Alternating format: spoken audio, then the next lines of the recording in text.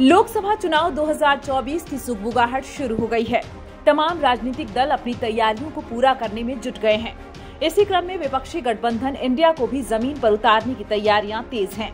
लोकसभा चुनाव को लेकर कराए गए टाइम्स नाउ ETG सर्वे में देश की बड़ी तस्वीर निकलकर सामने आई है।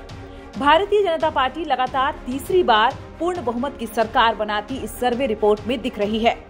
पार्टी को अपने दम पर देश में 308 से 328 सीटें मिलने का अनुमान जताया गया है। वहीं विपक्षी गठबंधन इंडिया बहुमत से कोसों दूर दिख रही है। इंडिया की सबसे प्रमुख दल कांग्रेस को अपने दम पर एक बार फिर 52 से 72 सीटों पर जीत मिलने का अनुमान जताया गया है। सर्वे रिपोर्ट के अनुसार एक बार फिर भाजपा को पूर्ण बहुमत की सरकार बनवाने में उत्तर प्रदेश बड़ी भूमिका निभाने वाला है। भाजपा को प्रदेश की 70 से 74 सीटों पर जीत मिलने का अनुमान जताया गया है। यह विपक्षी गठबंधन के नेता अखिलेश यादव के लिए मुश्किलें खड़ी करने वाले आंकड़े हैं।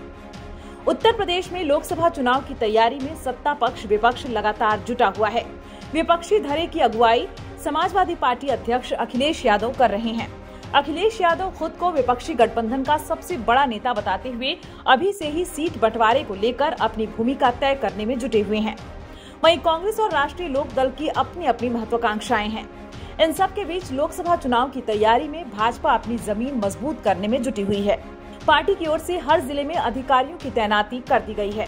पार्टी चुनाव को ध्यान में रखते हुए उन इलाकों को टारगेट कर रही है जहां उसकी स्थिति मजबूत नहीं रही है। मोदी की गारंटी के साथ पार्टी के कार्यकर्ता लोगों को जोड़ने के अभियान में जुटे हैं। पार्टी ऐसे इलाकों में मतदाताओं को साध रही है। वहीं विपक्ष की सारी लड़ाई सीटों के बंटवारे पर टिकी हुई दिख रही है। जमीन पर पकड़ बनाने के प्रयास उस स्तर पर काम करते नहीं दिख रहे हैं। विपक्षी गठबंधन इंडिया के सामने अभी तक सबसे बड़ा संकट रणनीति का अभाव का है। पार्टी केंद्र की नरेंद्र मोदी और प्रदेश की योगी आदित्यनाथ सरकार को घेरने के लिए ठोस मुद्दे तलाश रही है। यूपी चुनाव 2022 के दौरान अखिलेश यादव ने माहौल बनाया था, लेकिन अंत में सरकार के खिलाफ कोई ठोस मुद्दा नहीं बन पाने के कारण उन्हें आशातीत सफलता नहीं मिल सकी।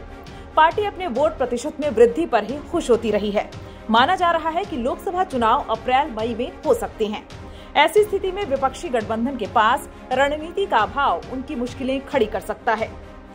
अखिलेश यादव प्रदेश स्तर पर सक्रिय होते हैं, लेकिन निरंतरता का अभाव दिख रहा है। वहीं जयंत चौधरी खुद को पश्चिमी यूपी में सीमित रखे हैं। कांग्रेस की रणनीति बन ही नहीं पा रही है। इसका कारण पार्टी की यूपी प्रभारी प्रियंका गांधी वाड्रा का 1.5 साल से गायब होना है। पार्टी अध्यक्ष अजय राय अपने स्तर पर पार्टी को मजबूत करने का प्रयास कर रहे हैं, लेकिन बूथ स्तर को मजबूत करने और कैडर खड़ा करने में पार्टी अभी पिछड़ती दिख रही है।